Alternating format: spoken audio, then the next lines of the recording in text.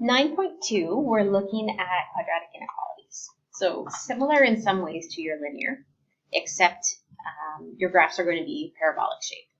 So what we need to do when we have something that's written as an inequality, we can grab that border and we can solve it. Remember, we can factor something like this. That would be x minus 1 and x minus 4, because your negative 1 times negative 4 will give you 4, and add it together would give you that 5. So if we wanted to, we can factor this, and then that x is equal to 1 and x is equal to 4 would be our borders. And I'll show you what that looks like shortly. If you had something like this, then, is greater than 0, instead of or above or below the borderline, we'd be looking along the x-axis. So where y is equal to 0. We want all our values being greater than 0. And we would state our solution as an inequality. So we'll see what this looks like with a couple examples. So the first example I have here, they want us to solve graphically.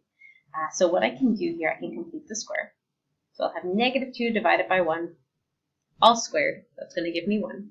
So I can add and subtract 1 to complete the square. So plus 1, minus 1, greater or equal to 0. So if I complete the square here, I'll have x. Should have brought this over there, but that's okay. You get the general idea. So x minus 1, all squared. And that's going to be minus 4. And that's going to be equal to y. So I added 1 and I subtracted 1. I should have put that in this space, but that's okay. We can deal with that. So then from here, I know my vertex is going to be at 1 and negative 4. So I can put my point there. If I want to find my x values, I can set this up so that it's equal to 0. And if it's equal to 0 and I bring my 4 over, it will be equal to 4. If I root both sides, I'll have x minus 1 is equal to plus 4 minus 2. So one of my x values will be 1 plus 2, and the other x value will be 1 minus 2. So in this case, I would have x is equal to 3, and this one would be x is equal to negative 1. So if I was going to put this on the graph, I would have a point here at negative 1, and I would have a point here at 3. So I have something on my graph for a quadratic that looks something like this. All right. So what we're looking here is that there would actually be 3 zones. And I'm going to draw in a couple lines to show you what that looks like. So I just grabbed a green line here. So I'm going to divide this up into 3 different zones, or 3 different parts. So we have parts of the graph that are greater than 0 and parts of the graph that are less than 0. So if I look in this part, if I look between negative 1 and 3, my graph is going less than that x-axis or less than 0. So this would be a negative value of my graph.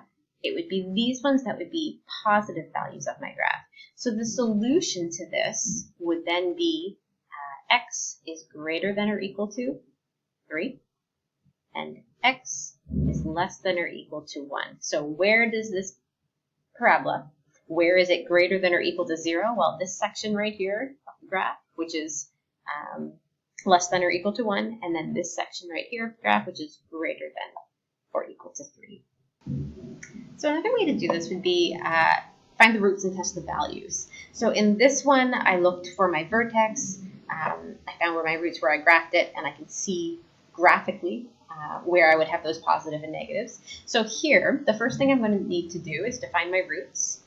And to do that, I can do my factoring. So I'm looking what multiplies to negative 6 and adds to 5. So that's going to be x plus 6 and x minus 1. And that is all going to be less than 0. So if I solve this, I have x, negative 6, and 1. Those are going to be my borders. So if I want to figure out where this is going to work, I can actually do a little number line and do a test. So I'm going to grab my number line here. Let's make it red for fun. So here's my number line, and I want to test around the borders. So what I'm going to do, I'm going to call this negative 6. I'm going to make a dotted line through here. I'm going to call this 1, and I'm going to make a dotted line through here. So what I want to do is test a value in each section. So what I can do, I can say, okay, x is equal to -7. Let's test what happens here when x is equal to -7. So back in my original quadratic, I can do -7 all squared plus 5 times -7 minus 6 is less than or equal to 0. Let's see what happens. So this is going to give me a 49 minus 35 minus 6 is less than or equal to 0. So that's going to give me 8 is less than or equal to 0, and that's false. That is not something that is true, so that's not going to be part of my solution area. Then I can test something in here.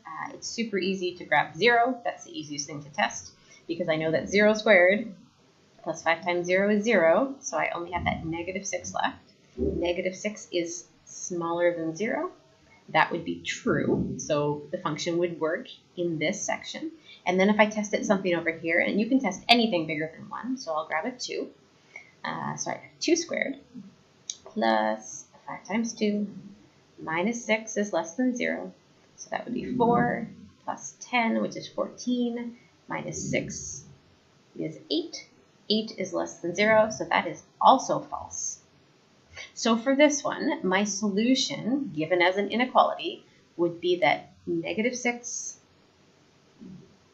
and 1 are the values from which I need my x. And I put kind of dotted lines here to show that the boundary line 6 itself and 1 would not be included. This method is called sign analysis. So again, we're going to start with figuring out what our factors are. So I'm looking for two things that give me -3 and add to give me -2. So -3 and +1.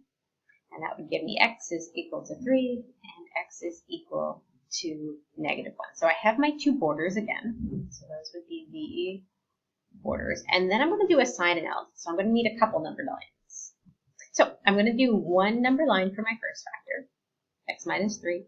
I'm going to do one for my x plus 1. And then if I multiply my answer here, it will give me what my borders are, or what my signs are, for the function.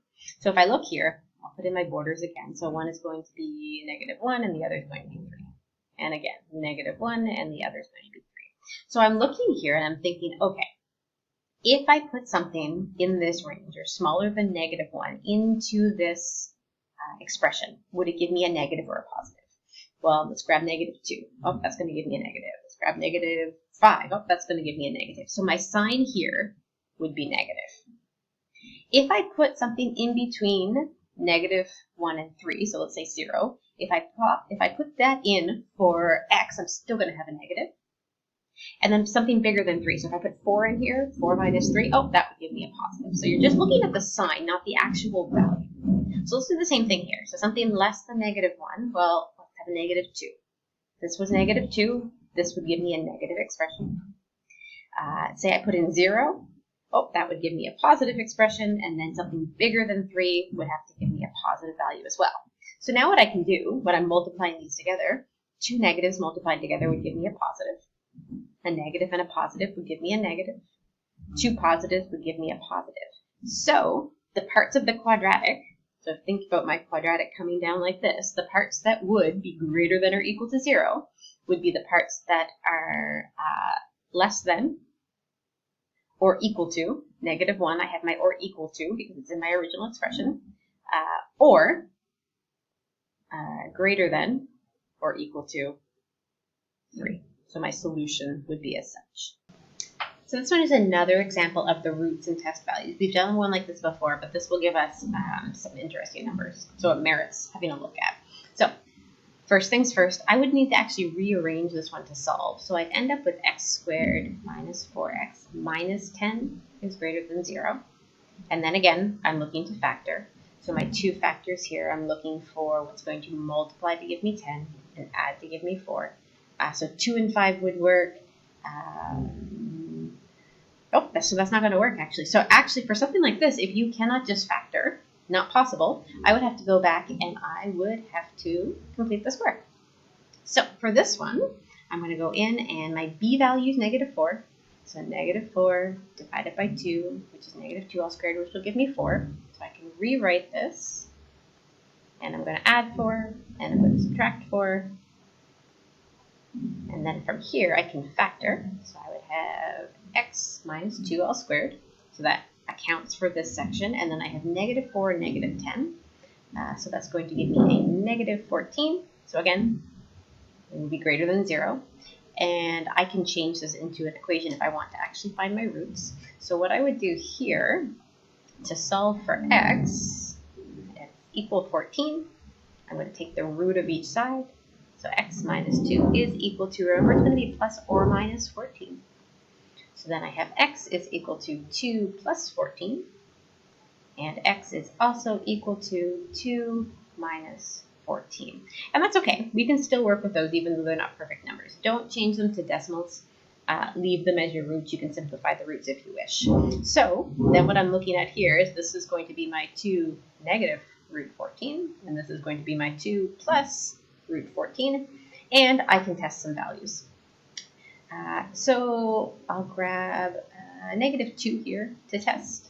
And again, that is a negative, doesn't look like one. You're plugging it back into your equation. So I would have negative 2 all squared minus 4 times negative 2 is greater than 10. You could use either one and see if it's greater than 0. I'll do it this way for now. So 4, that's going to be plus 8 is greater than 10. That is true.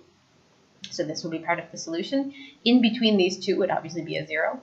And you can pick whatever you want. 0 is the easiest to test. 0 squared. Minus 4 times 0 is greater than 10. So 0, is that greater than 10? No, it's not. So that would be false. And then here, I can grab a 6 to test. So 6 squared minus 4 times 6 is greater than 10. So that's giving me a 36 minus 24 is greater than 10. So that's a 12 is greater than 10, which is true. So my solutions would lie less than this root, greater than this root. So I can write that x is greater than 2 plus root 14. And x would be smaller than 2 minus root 14. So same thing we did a couple examples ago. If you end up with a radical, if there's something you can't factor, you can still solve. You can use completing the square. Leave your values as radicals for now. And then a word problem example to sum it off. So it says, if a baseball is thrown, initial speed of 15 meters a second, from a height 2 meters above the ground, the inequality models the time in seconds, what time interval is the baseball in flight? So you're essentially asking, when is this greater than 0? When is it in flight? Because if it hits 0, or if it were to be negative, it would not be in flight anymore, it would be underground. So in my y1, I will put my 4.9 x squared plus 15x plus 2. And I could graph this out. If you had even negative 5 to 5, you'd be good. Negative 10 to 20, you'd be fine, but it doesn't have to be exactly that.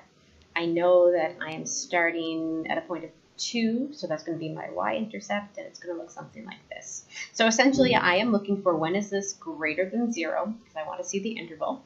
And if I use my graphing calculator and I solve for my x value, I'm going to find that my x-intercept, one of them is going to be negative, so I know that's not going to account for anything. The other one is going to be at 3.2 and 0. So this I found using my second function trace, 0, left bound, right bound. So I found this out. So from the graph, I can tell that if I want this to be greater than 0, and because this is time, I'm not considering this second part here. I'm looking for my little interval here. So I'm going to have that my time is going to be greater or equal to 0 and less than or equal to 3.2.